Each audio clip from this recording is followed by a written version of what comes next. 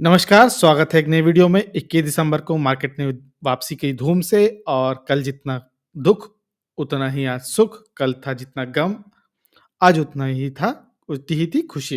देखिए, ज़िंदगी की यही रीत है, हार के बाद ही जीत है। मार्केट कभी सीधे ऊपर नहीं जाता, बीच-बीच में शेकआउट आते रहेंगे, फिर आपको अपॉर्च्युनिटी मिलती रहेगी। वो शेकआउट, बाय एंड डिप देखिए, कल भी मैंने डिस्कस किया था कि मैंने तो बहुत सारे ऑर्डर प्लेस किए थे, आज भी बहुत सारे ऑर्डर प्लेस किए। बीच-बीच में आपको मार्केट बाय इन डिप की अपॉर्च्युनिटी देगा। लेकिन वो डिप पे बटन प्रेस करने के लिए जो जिगर चाहिए, जो कलेजा चाहिए, जो पावर चाहिए, वो आपको अंदर से बिल्ड करने पाएगी। मेरे या किसी के कहने पे नहीं आएगी, वो आपको कन्विक्शन खुद डेवलप करना होगा। तो देखते हैं मार्केट का रिकैप, प्रीव्यू देखेंगे। मार्केट आज पूरा ग्रीन था। आई होप कि आपका पोर्टफोलियो भी पूरा ग्रीन रहा हो। इसी तरीके से आपको बने रहना है मार्केट में। मिड कैप, स्मॉल कैप ने तो अलग ही धूम मचा दी। आईटी ने थोड़ा-सा पुशबैक किया। सिर्फ़ एक लाल मैच था, वो था इंडिया विक्स। वोलेटिलिटी कम थी, तो इंडिया विक्स भी लो था। ऑप्शन चेन देखेंगे नहीं, बहुत पोज़ीशंस बिल्ड नहीं हुई है। निफ्टी 50 21,000 का हमने बताया था कि एक सपोर्ट है, 21,000 गैप डाउन ओपन होगा और भी मार्केट सेलिंग आएगी, फिर एक पुल बैक आएगा, यही हुआ। मौका मिला, जिसने बाय किया ठीक, नहीं बाय किया ठीक। ऊपर जाएगा और ऐसी कोई गारंटी नहीं है कि ये वापस 21,000 पे नहीं आएगा, यहीं से आसमान पे की बुलंदियों पे चला जाएगा। डेफ़िनेटली आ सकता है, हो सकता है कल ही आ जाए। लेकिन अगेन फिर बाय एंड डिप करने की जो शक्ति होगी, जो अपॉर्च्युनिटी होगी, वो आपको करनी पड़ेगी। कभी भी आप सोचो कि मार्केट एक ही डायरेक्शन में जाएगा, ऐसा कभी नहीं होगा। ऊपर नीचे ऐसा मूव करता रहेगा। धीरे-धीरे ऊपर, धीरे-धीरे नीचे, किधर ही मूव करता रहेगा। स्ट्रेंथ आपको बिल्ड करनी है, इनर स्ट्रेंथ होती है, वही आपको कन्विक्शन बिल्ड करता है। तो 21,000 पे अच्छा सपोर्ट है। कल भी अगर ये गैप डाउन हुआ तो आपको एक अपॉर्च्युनिटी मिल सकती है। फिलहाल यूएस के मार्केट बहुत पॉजिटिव हैं। क्रूड में भी ऐसा कुछ उछाल कुछ खास नहीं है। अगर फिर एक अपॉर्च्युनिटी मिलती है तो आप बाय करिए लॉन्ग टर्म के लिए। अगेन अगर पर कन्विक्शन होना चाहिए। फ्यूचर ऑप्शंस में हम डिस्कस नहीं कर रहे हैं और अभी पोजीशन बनी नहीं है। निफ्टी बैंक ने भी अपॉर्च्युनिटी दी। अपने सपोर्ट के पास आया। अच्छा खासा देखिए विक दिख रही है आपको रिजेक्शन। अ, अपॉर्च्युनिटी आपको मिलती है, आप अच्छे स्टॉक्स बाय करिए। एचडीएफसी बैंक आज वैसे भी पॉजिटिव में क्लोज़ हुआ था। एसबीआई ने अलग धूम मचाई हुई है। फिर उसने डिप दी, आपको अपॉर्च्युनिटी दी। अगर आपने बाय किया है वेल गुड, नहीं बाय किया है, दूसरों को प्रॉफिट एन्जॉय करता हुआ देखिए। निफ्टी आईटी हमने कल भी डिस्कस किया था कि एक निफ्टी आईटी में इवनिंग स्टार बन चुका है। वापस इस ट्रेंड लाइन के पास ज़रूर आएगा। एक अपॉर्च्युनिटी मिलेगी बाउंस बैक करने की। तो अगर आपने एन्जॉय किया तो ठीक। अगर आप आईटी 20 से देखिए निफ्टी आईटी को हम आईटी 20 के साथ हम ट्रेड कर रहे हैं। क्योंकि फ्यूचर ऑप्शंस में होता नहीं निफ्टी आईटी और आईटी 20 एक इंडेक्स होता है। आपको देखिए एक वक़्त उसने 34 का बाइंग प्राइस दिया। अगर आपने 34 के बाइक पे इस पे बाय किया तो बहुत अच्छा। नहीं किया, 35 पे किया, नहीं किया, 36 पे बाय किया।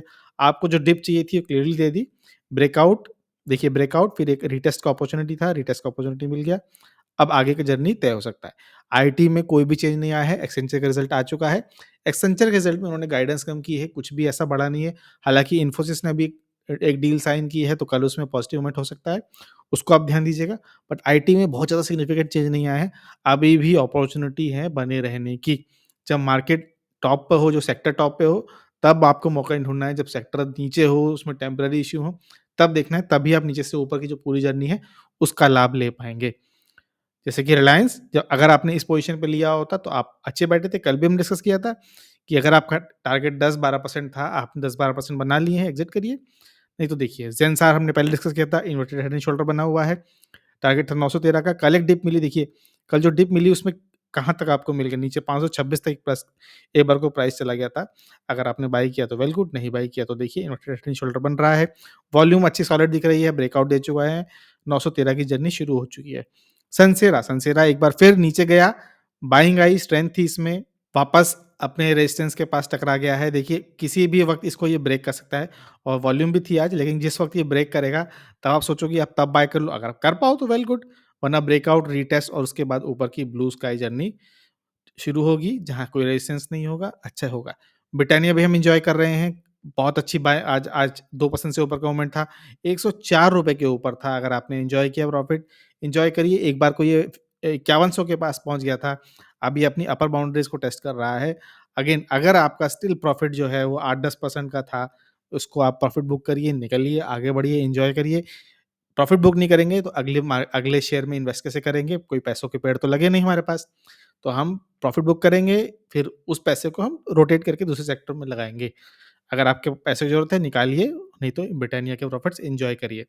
कैम्स एक इम्पोर्टेंट है, कैम्स में क्यों इम्पोर्टेंट है कि जो ये गैप गैप अप हुआ था, इसको इसने देखिए भरने की कोशिश की है, आज वॉल्यूम थी अ, बहुत ज़्यादा नहीं थी बट स्टिल वॉल्यूम थी और इस गैप को भरने की कोशिश कर रहा है। जैसे ही गैप फिल हो जाएगा ना, तो उसके बाद टेक्निकल एनालिसिस क्या कहता है कि गैप फिल होने के बाद देखिए कभी भी ना रनअवे गैप बहुत दिन टिकता नहीं, उसको फिल करने में ज़रूर आता है। जब वो फिल कर लेगा फिर अगली जर्नी वो स्टार्ट करेगा। तो अच्छा पॉइंट है, कैम्स को आप अपने ध्यान में रखिएगा। केफिन टेक का हमने कल ऑर्डर प्लेस किया था। हमने पहले बताया था कि इसमें 2 सपोर्ट क्लियरली दिख रहे हैं। ड्राइंग तो कभी ज़रूरत पे सेव होती नहीं, तो एक ये सपोर्ट था, एक ये सपोर्ट था। अच्छी बाइंग आई, कल ही मैंने ऑर्डर प्लेस कर दिया था लास्ट के टाइम मेरे को तो ग्रीन ही मिला। मैं फ़िलहाल वैसे भी 50% से ऊपर ग्रीन पे हूँ। क्यों? क्योंकि मैं इसको बीच-बीच में चंक में इन्वेस्ट कर रहा हूँ, जैसे मैंने आपको बताया था। केफिन और कैम्स दोनों पोज़ीशन है मेरी। देखिए, केफिन हमेशा प्लेटफ़ॉर्म बनाता है, फिर ऊपर जाता है। प्लेटफ़ॉर्म फिर ऊपर, प्लेटफ़ॉर्म फिर ऊपर, हल्का-सा प्लेटफ़ॉर्म फिर ऊपर। ये देखिए थोड़ा-सा बड़ा प्लेटफ़ॉर्म ऊपर। ऊपर गया, बड़ा-सा प्लेटफ़ॉर्म बनाया, ऊपर आया, नहीं आया, वापस इस प्लेटफ़ॉर्म पे आ रहा है। एक अपॉर्च्युनिटी हो सकती है। देखिए, कोई गारंटी नहीं कि इसके नीचे नहीं आए, लेकिन अगर आपके फंडामेंटली ठीक है, आपका कन्विक्शन है, इसको आप बाय एंड डिप की तरह लीजिए और एन्जॉय करिए। अगर हम आईटी बीज़, निफ्टी बीज़ में इन्वेस्ट कर रहे हैं, तो आप केफिन कैम से भी कर सकते हो। म्यूचुअल फंड तो सारा रिकॉर्ड वो वैसे ही तोड़ने में लगा हुआ है। इसके अलावा कल जो मैंने डिप पे बाय किए थे, देखिए वीआईपी इंडस्ट्रीज़ 590 के आस-पास बाय किया था मैंने, तो 590 पे बाय नहीं हुआ था, शायद 593 के आस-पास बाय हुआ था। ₹606 पे है, अगेन 10-15% ईज़िली इसमें बन जाएँगे। सोना कॉम्स कल अगेन लास्ट के टाइम में बाय करने की कोशिश की, नहीं हुआ, आज सुबह बाय किया, 5% टू 6 साढ़े 6% ऊपर है, अच्छा गेन है। वैसे सोना कॉमस्टार में मैं लॉन्ग टर्म में हूँ के लिए इन्वेस्टेड हूँ, अगर आप वीकली बेसिस पे देखोगे तो आपको बहुत अच्छी पिक्चर दिखाई देगी। एक बार हमारा पेन ड्रॉ हो जाता है। देखिए, ये जो लेवल है ना, इसको ये ब्रीच नहीं कर पा रहा है। अगर इसको ये ब्रीच करेगा तो कुछ इस तरह देखिए, cup handle, inverted head and shoulder कुछ भी लीजिए, फिर ये टारगेट जो होगा ये ऊपर होगा। तो मैं तो फंडामेंटली इसको वीकली बेसिस पे ले रहा हूँ और वैसे भी सोना कॉमस्टार ईवी और ऑटो एंसिलरी में नंबर 1 कंपनी है, तो आप उस तरह भी ले सकते हो। शॉर्ट टर्म, लॉन्ग टर्म आपका व्यू है। आरती इंडस्ट्रीज़ अगेन कल मैंने एंड में लिया था, गैप डाउन हुआ और भी लेता, लेकिन मैं दूसरे स्टॉक में चला गया। अच्छी बाइंग आई, अच्छा गेन था, 3.5% का ऊपर गेन था। हम वीकली बेसिस पे देख रहे हैं, अभी तो इसकी जर्नी स्टार्ट ही हुई है, अभी बहुत लंबी जय करनी है। डेफ़िनेटली एक तरह का मल्टी बैगर बनेगा अगर इसके फंडामेंटली ठीक होते हैं तो। फंडामेंटल्स ठीक होने की ज़रूरत है, केमिकल सेक्टर में बहुत सारे स्टॉक्स हैं, जिनका फंडामेंटल रिज़ल्ट्स थोड़े बीच-बीच में खराब आए हैं। अगर उनमें इम्प्रूवमेंट आई तो उनको कोई रोक ही नहीं रोक पाएगा। आईईएक्स ब्रेक कर दी थी इसने पहली ट्रेंड लाइन, दूसरी ट्रेंड लाइन पे सपोर्ट लिया। कोई हमें नई ट्रेंड लाइन ड्रॉ करने की ज़रूरत नहीं थी, पहले से बनी हुई है। यही टेक्निकल एनालिसिस का फ़ायदा होता है। आईआरसीटीसी अगेन कल भी मैंने डिस्कस किया था कि ये इवनिंग स्टार जो है, जब वीकली बेसिस पे ब्रेकआउट आता है और बुल रन होता है, तो वो कोई भी कोई भी वो चार्ट पैटर्न कैंडलस्टिक नहीं देखता है, वो जो ट्रेन आती है सबको रौंदती हुई चली जाती है। हमें कैसे प हम कैसे देख रहे थे? हम इसको देख रहे थे वीकली बेसिस पर। वीकली बेसिस पे देखो आप इसको, तो क्लियरली यहाँ पर देखिए, ये जो पार्ट है इसका इसने ब्रेकआउट दे दिया वीकली बेसिस पर, सॉलिड वॉल्यूम के साथ। इसको अब रोक पाना मुश्किल है। अपने ऑल टाइम हाई के पास धीरे-धीरे करके पहुँच जाएगा। हम तो लॉन्ग टर्म से बने हुए हैं। आज का जो स्टॉक जिसमें मैंने पोज़ीशन ली है और लॉन्ग टर्म के लिए ली है, फंडामेंटल्स देख के ली है, मेन आज का हाइलाइट यही है, वो है एमी ऑर्गेनिक्स। हमने पहले आरती को देख लिया था, यूपीएल को देख लिया और भी बहुत सारे केमिकल स्टॉक्स देख लिए। अब एमी ऑर्गेनिक्स में चांसेस बन रहे हैं, क्यों? सबसे पहले देखिए, इसके 2 सपोर्ट है। सपोर्ट 1 जो है वो 1070 के पास है। जो सपोर्ट 2 है वो 1020 के आस-पास है और ये सपोर्ट है ना 1-2, ये लॉन्ग टर्म पे है। अगर मैं इसका वीकली चार्ट लगा दूँ, तो आप देखोगे कि इसका जो सपोर्ट 1-2 है, ये लॉन्ग टर्म पे देखिए, इस पे कई बार रेजिस्टेंस सपोर्ट गेम हो चुका है। सपोर्ट 1 पर भी देखिए काफ़ी बार सपोर्ट रेजिस्टेंस गेम हो चुका है। तो एक अच्छा सपोर्ट है, देखिए बार-बार विक्स से रिजेक्शन मिल रही है वीकली बेसिस पर भी और से सपोर्ट 2 पे रिजेक्शन मिली हुई है लॉन्ग टर्म पे। अब डेली चार्ट लगाने के बाद आज आप वॉल्यूम देखिए, ये 21 दिसंबर की वॉल्यूम है, कितनी ज़बरदस्त वॉल्यूम है। इतनी वॉल्यूम आपको पिछले कई महीने, सालों में नहीं मिलेगी आपको, राइट? एक पॉइंट ये हो गया। रिजेक्शन देखिए, इस पॉइंट पे कोई बड़ा प्लेयर इन्वेस्टर है जो तैयार बैठा है। अ, कुछ कोई बड़ जब देखिए बड़ा प्लेयर आता है तो ही उसमें स्टॉक में मूवमेंट आती है, ऊपर जाता है। तो ऊपर बैठा हुआ है, तैयार बैठा हुआ है इसको ऊपर ले जाने के लिए। इसका जो रेजिस्टेंस मिलेगा सबसे पहला, वो मिलेगा 1180 के आसपास, लेकिन ये बहुत बड़ा रेजिस्टेंस नहीं होगा। इसको ये अगर इसने ब्रीच कर दिया तो एक बहुत अच्छा मूवमेंट आएगा।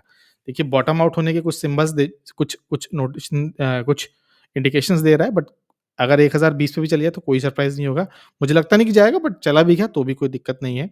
अगर आप प्रीवियसली देखो तो यहीं पे इसने ब्रेकआउट देके ऊपर गया था। तो अगर एक बार इसमें मूवमेंट आया तो बहुत शार्प मूवमेंट आता है। ये बड़े-बड़े कैंडल्स देख रहे हो आप, ये इसीलिए बने हुए हैं। वॉल्यूम है हमारे पास, सपोर्ट 1 है, रेजिस्टेंस 1 है, रेजिस्टेंस 2 है। डेली पर भी दिख रहा है और वीकली पर भी दिख रहा है। बट अब बात ये है कि अगर ये अच्छी कंपनी है, भली-भाँति एक अच्छी कंपनी है, तो ये नीचे क्यों आ रही है? क्यों फंडामेंटली इसमें क्या इसमें फंडामेंटल खराब है? क्या फंडामेंटल अच्छे हो रहे हैं? उसके लिए क्विकली एक बार स्क्रीनर को देख लेते हैं और जानेंगे कि क्यों? क्यों ये ऊपर जाएगा? क्या इसमें ऐसा इंडिकेशंस है? तो अमी ऑर्गेनिक्स देखोगे आप तो एक स्मॉल कैप है, अब मात्र 4,240 करोड़ का इसका मार्केट कैप है। स्टॉक भी देखो 55 का है, इंडस्ट्री भी 35 का है। आप कह सकते हैं कि थोड़ा महँगा है, लेकिन आप यहाँ पर आपको ये देखना है कि करते क्या हैं? ये स्पेशलिटी केमिकल्स में क्या करते हैं? मैन्युफैक्चर करते हैं डिफरेंट टाइप्स ऑफ एपीआई यानी एडवांस फार्मास्यूटिकल इंग्रीडिएंट्स या एक्टिव फार्मास्यूटिकल इंग्रीडिएंट्स। तो एपीआई मैन्युफैक्चरिंग में है, स्पेशलिटी केमिकल में है, एग्रोकेमिकल में है, मेटल्स में है, फाइन केमिकल्स में है। अच्छी कंपनी है, देखिए 14 साल से ऊपर कंपनी लिस्टेड अभी हुई है, लेकिन 14 साल की इसकी कंपनी है। 450 फार्मा इंग्रीडिएंट्स बनाती है, जिसमें से 17 जो है वो थेरेप्यूटिक एरियाज़ में है। इसके अलावा देखेंगे 450 कस्टमर हैं इंडिया में और 50 हैं बाहर। 77 आता है फार्मा इंडस्ट्री से, स्पेशलिटी केमिकल से आता है 18%, कस्टम मैन्युफैक्चरिंग से और भी आता है। अब इनके बहुत सारे प्लांट्स हैं, आप प्लांट्स देख लीजिए कितने हैं, तो गुजरात में है, सचिन में है, अंकलेश्वर में है और झगड़िया में है, अगर मैंने ठीक प्रोनाउंस किया है तो। अच्छे पार्ट हैं, ग्लोबल इनके पार्ट हैं, USA, China, Israel, Japan, Latin America, हर जगह ये अपना करते हैं और अच्छे खासे इनके कस्टमर्स भी हैं। लेकिन स्टॉक नीचे क्यों आया? आप सीधा क्वार्टरली बेसिस पे चलो ना, तो क्वार्टरली बेसिस पे देखोगे तो इनका प्रॉफिट जो था वो 20, 22, 30 के आसपास पहुँचा, लेकिन 41 के पास यहाँ से आके मैक्सिमाइज़ कर गया। फिर 34 करोड़ और फिर 25 करोड़। जो सितंबर का जो ऑपरेटिंग प्रॉफिट है वो 75 करोड़ है। ऑपरेटिंग प्रॉफिट तो फिर भी पॉजिटिव है, लेकिन नेट देखिए आप, नेट लॉस में है ये। अदर इनकम जो है इनकी यहाँ पर आप देखोगे तो -30 है, उसमें कुछ एक्सेप्शनल आइटम्स हैं। क्यों? क्योंकि ये इंडस्ट्री अपनी केमिकल फैक्ट्री जो है उसको एक्सपैंड कर रहे हैं, उसमें भी खर्चे हैं। तो कुल मिला के इन्होंने नेट प्रॉफिट जो है वो लॉस में पोस्ट किया है। इसी वजह से ईपीएस हो गया नेगेटिव, स्टॉक प्राइस बिल्कुल नीचे आएगा। तो इन्वेस्टर्स में देखोगे तो अपनी पोजीशन प्रमोटर ने थोड़ी-सी कम की है, लेकिन एफआईज़ का इंटरेस्ट बन रहा है, उन्होंने पोजीशन ली है। डीआईआईज़ ने भी पोजीशन इसमें अपनी बिल्ड की है। घटा कौन रहा है? हम जैसे रिटेलर्स। अगर आप इसके डॉक्यूमेंट्स देखिए तो 4 घंटे पहले की एक प्रेस रिलीज़ है। 14 दिसंबर को एक प्रेस रिलीज़ है और एक और 14 दिसंबर को प्रेस रिलीज़ है। अगर हम इन सबको देखें कि क्या कहना चाहती हैं ये, तो पहली है 14 दिसंबर की, ये देखिए डेट, क्या है कि इन्होंने अपनी जो मैन्युफैक्चरिंग फैसिलिटी है अंकलेश्वर गुजरात में, वहाँ पे एक्सपेंशन किया है। वहाँ पे एक न्यू ब्लॉक है जिसकी मैन्युफैक्चरिंग हुई है, उसका इनॉग्रेशन हुआ है। अ, ए एरिया आपको दिख रहा है कि बड़ा एरिया है, किसने किया है, क्यों किया है, पूरा डिटेल आपको यहाँ मिलेगा। बेसिकली ये फील्ड एक्सपेंशन है, मतलब एक्जिस्टिंग में इन्होंने एक्सपेंशन किया है।